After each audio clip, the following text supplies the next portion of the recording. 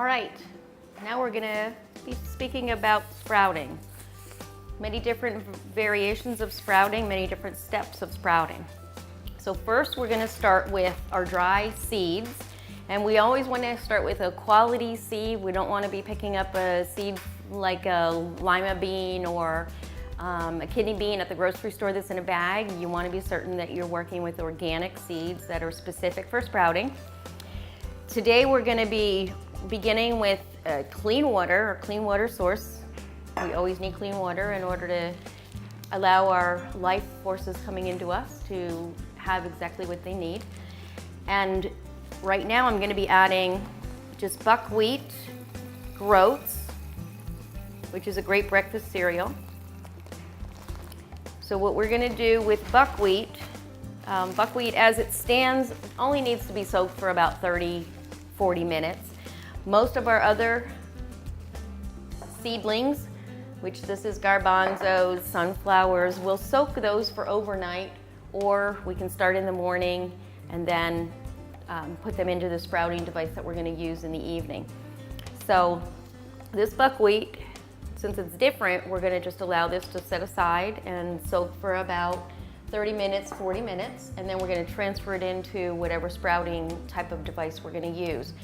We can let that sprout and do its thing, and then in the morning it'll have nice long tails on it, and we can dry it out and make it into a cereal. The next step that I want to show is we've actually taken a red cabbage and put it into a tray. I will show, before we move too far, I'll show what that red cabbage actually looks like at the end of the sprouting of it. This tray, we're going to be transferring it to a white, all-natural organic sprouting material that we had soaking in water. Great place to put it would be onto a Pyrex dish or a clay type of pot or tray or whatever you might have. So right now we're just going to sprinkle these seedlings onto the white material.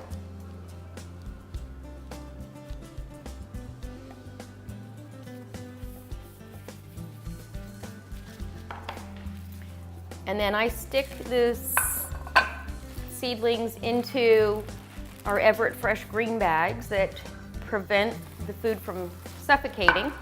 It's going to act as a little greenhouse, keeping the moisture inside, and as they can start to grow and mature, we can take them out of the green bag at the point where the green bag is not allowing them to grow stronger. And then we'll just cut the bottoms of the seedlings off. You can throw them into wraps or on top of your egg dish, or make it as your baseline for your salad, whatever it is that you want to do with your seedlings of microgreens. What I have here is we actually transferred already soaked garbanzo beans right into this sprouting bag, and then we wash it. A great way to wash it is just get a nice big bowl, fill it with your clean water, and then all these different things that you're sprouting, you can just dip right into the water and you're not wasting that much water source. I'm going to come back to our white tray for 1 second. You're only going to keep this white padding moist. You're not going to water it every day like we normally do. You're just going to keep it moist, so let it dry out in between, and then gently give it a shower with your clean water. So this is one of 3 types of sprouting bags that we're going to be using today. And then what I do is I just use whatever space I have in the kitchen. And this is super to just hang to one of the cabinets with a drip dry plate underneath. And then morning and night, we take them back to the watering bowl and give them a bath and just make sure that they can breathe. So those are our garbanzos, which we'll be making hummus and many other dishes with. Mung beans, we're just going to be draining them in our tray.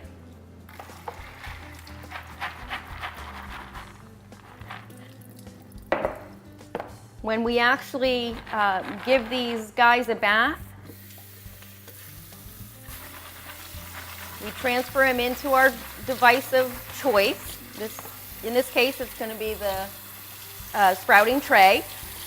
give them a bath, and then place them on a 45-degree angle for about 10 or 15 minutes.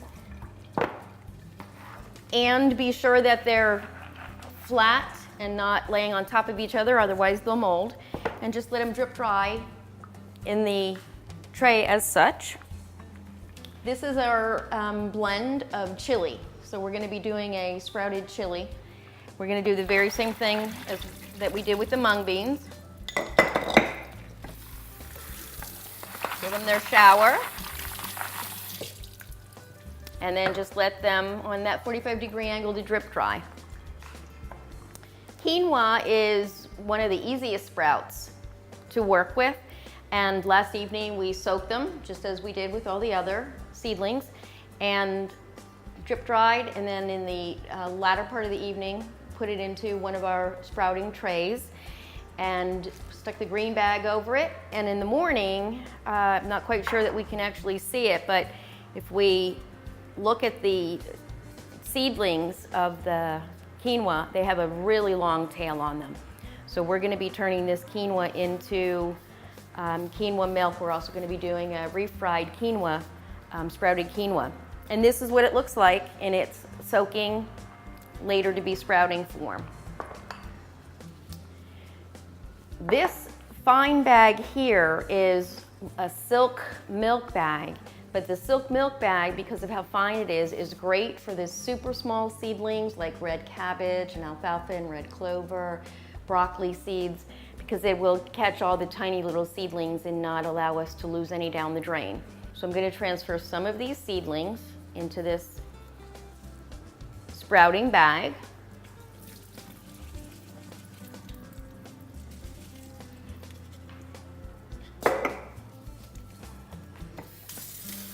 Again, we're going to give it its bath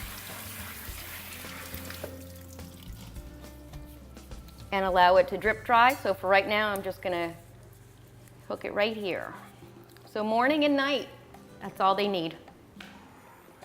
This is a flax bag, and flax bags are really good too, depending on where you live. If it's super hot and super moist, you definitely don't want to be working with a flax bag because how dark it is and how heavy it is, it doesn't allow the seedlings to breathe and they don't get any light.